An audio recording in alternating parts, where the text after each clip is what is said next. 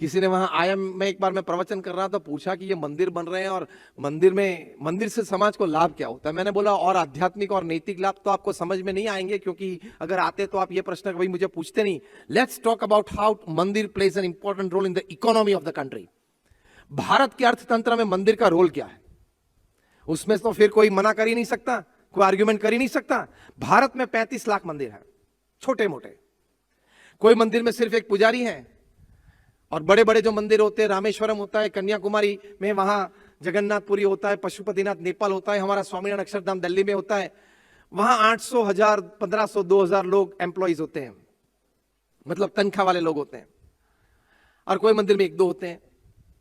Average आप 10 की ले लो, 35 लाख मंदिर में 10 लोग का एम्प्लॉयमेंट, मतलब भारत में 3.5 करोड़ लोग को मासिक तनख्वाह मंदिर देता है। 3.5 करोड़ पीपल। हाँ, और इस पे आधारित उनके 2 या 3 या 4 परिवार जाने, चलो 3 की एवरेज ले लो, we are going towards the minimization. 3 की एवरेज ले लो तो 3.5 करोड़ लोगों को तनख्वाह मिलती है, उन पे डिपेंडेंट उनके फैमिली होते हैं, मतलब 3.5 करोड़ मल्टीप्लाई बाय 3, 10.5 करोड़ लोग मुंह में अन्न रखते हैं रोज मंदिर की वजह से। 10.5 करोड़। और ये तो मैंने आपको डायरेक्ट एम्प्लॉयमेंट की बात की, अब मैं आपको इनडायरेक्ट एम्प्लॉयमेंट की बात करता हूं। मंदिर के बाहर कोई फूल लेके बेचने के लिए बैठा होता है, कोई पूजा का कोई सामान लेके बेचने के लिए बैठा होता है, देखा है ना ये सभी कुछ। तो इनडायरेक्ट एम्प्लॉयमेंट में सिर्फ 35 लाख मंदिर में 3 लोग ले लो, वो बाहर हार लेके बैठा है, कोकोनट लेके बैठा है, कोई पूजा पे का सामान लेके बैठा है, देखा है ना ये सब कुछ। 3 ले लो, मतलब 1 करोड़ लोग को इनडायरेक्ट एम्प्लॉयमेंट मंदिर देता है।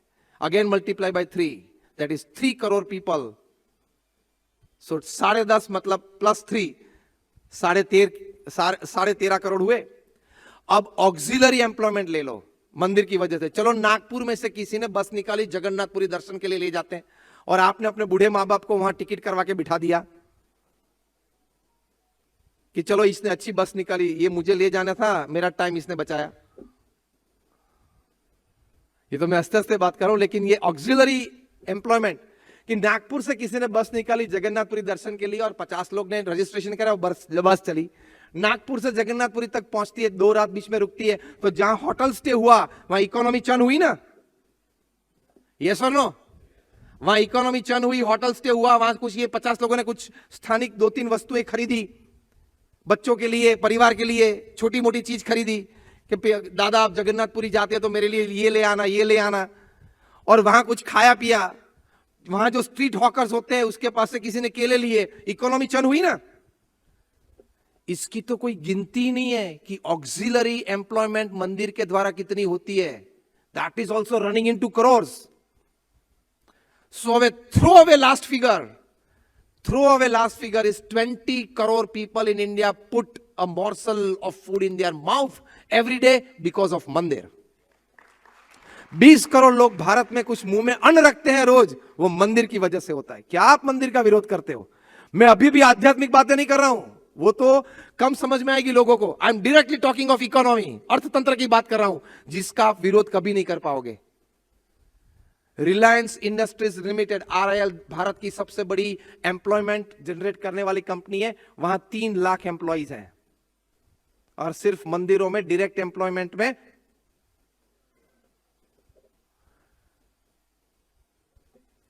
तो ये बात मैंने इसलिए आपको की कि आप भगवान के प्रति, मंदिर के प्रति सत्शास्त्रों के प्रति श्रद्धा करवाएंगे, उनके जीवन के लिए, समाज के लिए भी अच्छी बात है, हमारे लिए भी अच्छी बात है। क्योंकि श्रद्धा करने से उनकी अच्छाई क्या होती है। अभी भी मैं मोक्ष और स्वर्ग की बात नहीं कर रहा हूं, अब ध्यान से सुना अगली 10 मिनट में क्या बोलने वाला हूं। कि श्रद्धा आपने किसी को करवाई, आप श्रद्धावान हो, आपने किसी को भगवान के प्रति श्रद्धा करवाई, what advantage practically he has in day to day life. यही बात है ना। कोई आपको कहता है कि दूध पी लो, एक साल के बाद कुछ एनर्जी मिलेगी। भाई साहब अभी की बात करना, 2 घंटे की बात की। Practical day to day. The first thing that faith helps you in, it has the power to give you stability under any circumstances in life. जीवन में कोई भी छोटे मोटे सुख दुख के प्रसंग बन गए, जीवन में कोई भी पॉजिटिव नेगेटिव बना, प्रॉफिट या लॉसेस बने, ये सभी परिस्थिति में आपको स्थिरता देने की ताकत श्रद्धा में है। मैं आपको प्रसंग से समझाना चाहता हूं। 1972 में युगांडा के प्रेसिडेंट इदी अमीन ने सभी एशियंस को कहा कि आप 3 दिन में युगांडा छोड़ दो। कहानी आप सभी को पता है, गुजरातीस थे, इंडियंस थे, एशियंस थे, सभी को युगांडा छोड़ना पड़ा, वरना इदी अमीन ने कहा कि मेरी आर्मी आपको मार देगी। आर्मी घर घर जाती थी, पहरे हुए कपड़े से आपको घर छोड़ना था, देश छोड़ना था। एयरपोर्ट पे आप जब गए, वहां के लोग हाथ में अगर छोटी सी अगर रिंग हो तो भी ले निकाल लेते थे, पैर में अगर अच्छे जूते देखे मिलिट्री ने तो भी आप वो निकाल देते थे। कोई भारत आया, वहां गुजरात आया, कोई लंदन गया, क्योंकि युगांडा ब्रिटिश कॉलोनी थी, सभी के पास ब्रिटिश पासपोर्ट थे। अब ध्यान से सुनना, वहां जाके तो वे रोड पे थे, कोई रिश्तेदारी नहीं थी, कोई घर नहीं था, कोई नौकरी नहीं थी, कोई धंधा नहीं था। छोटी छोटी नौकरी सभी ने शुरू की, घर घर जाके न्यूज़पेपर डालना, ये सब नौकरी चालू की। 3 दिन पहले ये सब युगांडा में बड़े शेठ थे, 8-10 बेडरूम के बंगलों में रहते थे, घर में 8-10 नौकर हुआ करते थे, 3 गाड़ियां मर्सिडीज पार्क हुआ करती थी कंपाउंड में। ये सभी एक ही रात में चला गया और लंदन में एक सामान्य व्यक्ति के दौर पे नौकरी करनी पड़ी। सिवियर सेटबैक आता है ना जीवन में, कोई लोग डिप्रेशन या स्ट्रेस में चले जाते हैं, ये लोग स्थिर रह पाए। तो ब्रिटेन के एक बहुत बड़े हिस्टोरियन चार्ल्स कनिंघहैम ने इस पे सर्वे किया।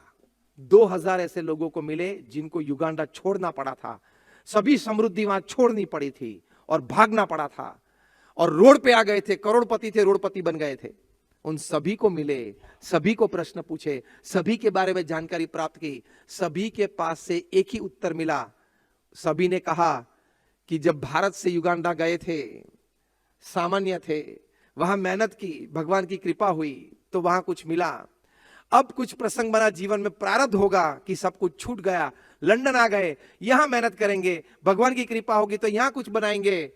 भगवान की जो इच्छा है वो हमें मान्य है, हम आनंद में हैं। What a stability in life, कितनी स्थिरता ये भगवान में श्रद्धा से आती है। वरना छोटी छोटी बात में आप डिस्टर्ब हो जाओगे, डिप्रेशन में चले जाओगे, स्ट्रेसफुल हो जाओगे। अरे यार, ये मेरे जीवन में क्यों बना? तो क्या तो ऊपर से आया है? जो ऊपर से आए थे, भगवान राम, भगवान कृष्ण, भगवान स्वामीनारायण, उनके जीवन में भी छोटी मोटी तकलीफें आई, वो उन्होंने तो भगवान के चरित्र करके दिखाया, लेकिन इसलिए दिखा कि हमारे मनुष्य जीवन में आ सकता है। आपने कोई ऐसा प्रसंग सुना है कि 20-25 साल का उसका युवा लड़का हो, कार एक्सीडेंट में मर गया हो? ऐसा कोई प्रसंग सुना है, देखा है? हाँ या ना? तो वो घटना आपके घर में बन सकती है? अब स्तब्ध हो गए। हाँ या ना? बन सकती है। आपने कोई ऐसी बात सुनी है समाज में कि किसी का बिजनेस बहुत बड़ा था, टूट गया और सीवियर लॉसेस में चला गया? सुना है, देखा है? वो आपके साथ हो सकता है? हाँ या ना? हो सकता है, सभी के साथ हो सकता है। उस वक्त स्थिर रहना, स्थिरता से आगे पॉजिटिव रहना, इसके लिए श्रद्धा बहुत काम में आएगी। और वो श्रद्धा क्या है? भगवान मेरे माता पिता है, वयम अमृतस्य पुत्रः, ये प्रमुख साईं महाराज सिखाते थे। वो जो भी मेरे लिए कर रहे हैं वो मेरे अच्छे के लिए कर रहे हैं। किसी की लड़की की शादी हुई और 2-4-5 साल में डिवोर्स हुआ, ऐसी बातें आपने सुनी है? रिश्तेदारी में कहीं ना कहीं सुनी है, देखी है? यस और नो? वो आपकी लड़की के साथ हो सकता है? हाँ या ना? हो सकता है।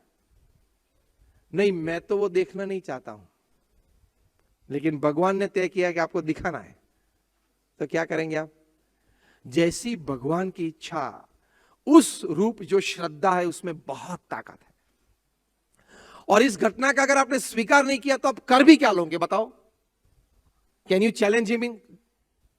Can you challenge him? अभी ये नागपुर में ये सूर्य 45 और 47 डिग्री बरसा रहा है। पूरे नागपुर के सभी सिटीजन इकट्ठे हो जाए कि we want to challenge him, why 45, come down to 40। ताकत है किसी की?